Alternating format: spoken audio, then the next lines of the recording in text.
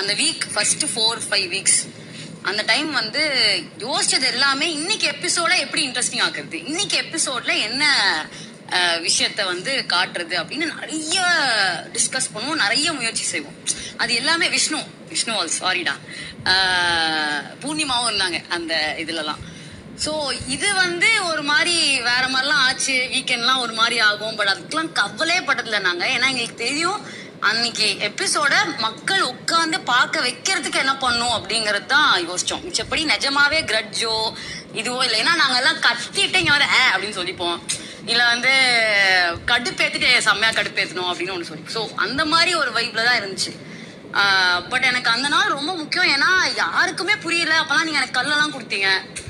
அந்த டைம்ல 2 பேருக்கு என்ன புரிஞ்சிருக்கு, பூர்ணிமா ஆஃப்கோர்ஸ் 3 பேருக்கு என்ன புரிஞ்சிருக்குன்னு சொல்லும் போது எனக்கு அந்த டே ரொம்ப ஸ்பெஷலான டே இந்த 75 டேஸ்ல. தேங்க்யூ.